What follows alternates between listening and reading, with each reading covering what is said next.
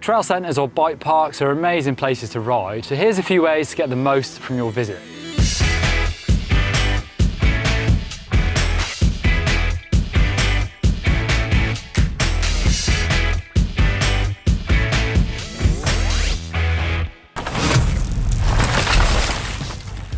In the UK, trail centres are super popular and there's a lot of them dotted around. In mainland Europe, USA and Canada, they're more likely to be called bike parks. And some of them, like the world famous Whistler, are in ski resorts and use a network of lifts to offer gravity-based riding. But something common with most is the good selection of trails for all abilities, and they're great places for both new and experienced riders.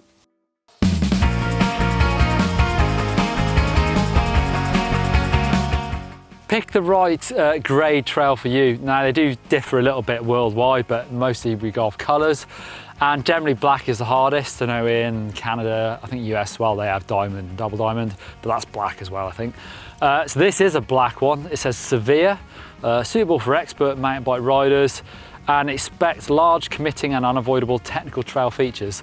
There is a red option that way as well. You quite often find that if there is a black section, it will be an easier route as well. Keep an eye on trail signage. It's going to give you a bit of an idea of what to expect on the trail, but the trail grade will give you an idea as well. Something like a black is probably likely to have jumps and drop-offs.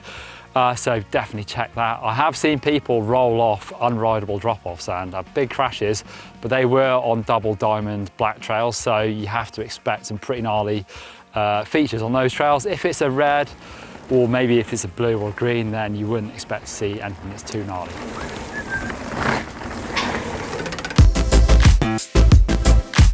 You might find a pretty cool feature at some trail centres, skills areas, where you've got loads of things to practice in one small area, so you can get better, come in and just practice riding these, but also it's probably going to help you out on the harder trails.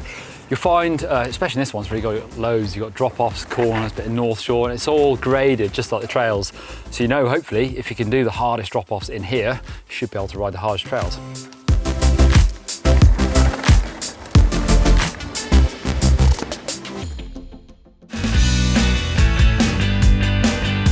Make sure if you stop, you get off the side of the trail, because you might be surprised how fast people appear around the corner. And most trail centres in the UK are one way only, so don't ride back the other way on the trails. If you're going to maybe repeat a downhill, you can push up, but try and do it off the side of the track. Don't litter. It's crazy how many people leave gels and inner tubes by the side of the trail. Obviously, that's just crazy, don't do it. And maybe if you've got a bit of space in your pack, you can maybe help out a little bit and just pick up some, take it with you.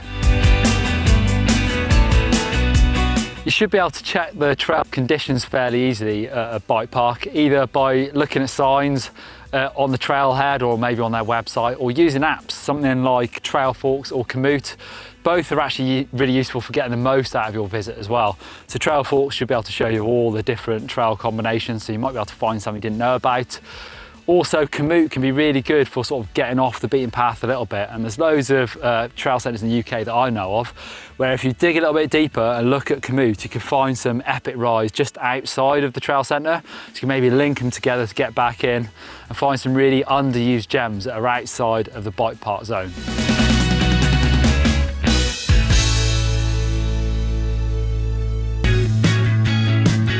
You'll probably find an emergency information board at a trail centre, so it gives you all the information you need should there be an accident.